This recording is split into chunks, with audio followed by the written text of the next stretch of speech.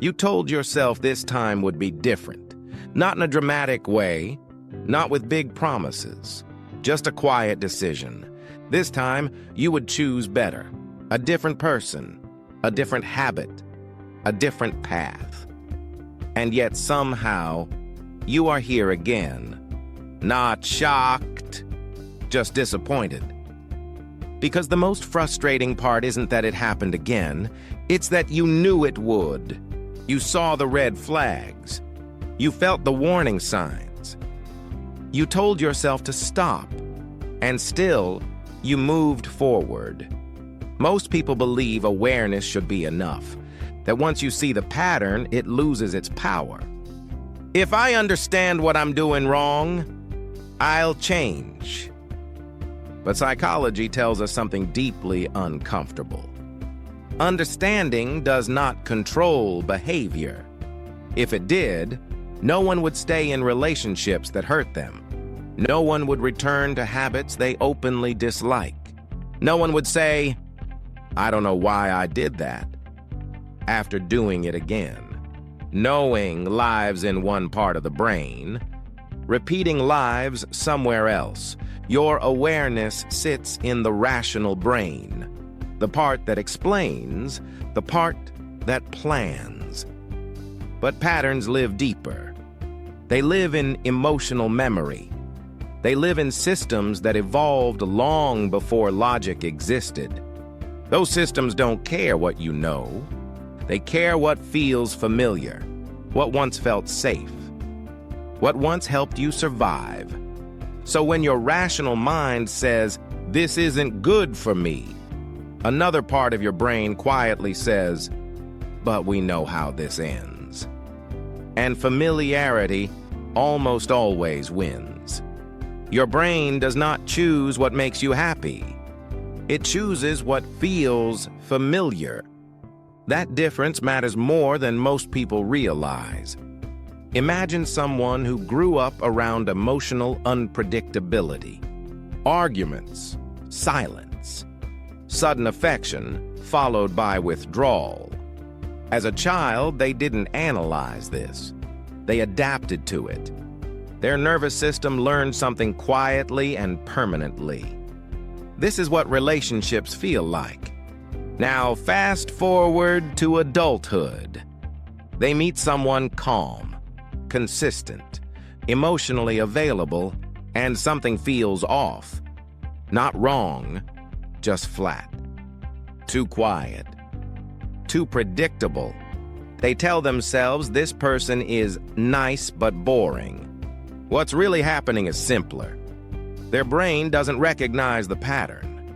And unfamiliar patterns don't feel safe. So without realizing it, they drift back toward intensity, toward people who create emotional spikes. Not because they enjoy pain, but because their nervous system knows how to operate there. Familiarity creates a false sense of safety, even when the outcome is suffering. This is why people repeat the same relationship dynamics. Why they say things like, "I don't know why I'm attracted to this type." Your brain knows why. It's choosing predictability over peace. And until the nervous system learns a new baseline, it will keep pulling you back. You don't fall into toxic patterns consciously. You slide into them, often triggered by something small, a tone of voice, a delayed reply, a familiar tightness in your chest. Suddenly, your body reacts before your mind catches up. That's emotional memory. It doesn't live as words or thoughts. It lives as sensation. Your rational brain tries to explain what's happening. But by the time it does, the emotional brain has already taken control. This is why you can explain a pattern perfectly and still repeat it. You're not choosing in those moments. You're responding, and responses move faster than reason. Many toxic patterns involve emotional intensity. High emotion, conflict, relief, reconnection. This creates a cycle your brain learns quickly. Stress builds, emotion spikes, relief follows. Dopamine is released, not because it feels good, but because it feels important. Over time, stability feels dull, but chaos feels meaningful. So even when you want peace, your brain keeps reaching for intensity, not because you like suffering, because intensity feels alive. When you're calm, you think clearly. You make promises. You set boundaries. You decide to change. But when emotion rises, something shifts. The rational part of your brain loses influence. The emotional systems take over. That's when decisions disappear. You don't break promises because you're weak. You break them because biology overrides intention. Willpower was never meant to win this fight. That's why trying harder keeps failing. After repeating a pattern long enough, it becomes identity.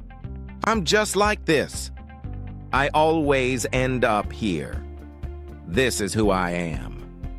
Your brain protects identity, even unhealthy identity, because identity provides predictability. Change feels like losing yourself, so your brain pulls you back to what matches the old story. Not because it's good for you, but because it's familiar. There is another reason these patterns repeat. They offer control. Familiar pain feels manageable. You already know how to survive it. Unknown. Peace feels riskier than known struggle, because peace requires letting go of vigilance. And if vigilance once meant safety, relaxation can feel dangerous. This is why some people feel anxious when things are going well. When nothing is wrong, the brain starts searching for threats. Not because it wants chaos, but because calm feels unfamiliar. So it recreates tension through overthinking, through self-criticism, through pushing others away. This doesn't happen consciously. It happens automatically. Your brain is trying to return you to a state it understands. Breaking toxic patterns is not about becoming stronger. It's about becoming safer inside your own nervous system. When your body learns that calm is not a threat, the pull toward chaos weakens. When safety becomes familiar, destructive repetition loses its grip.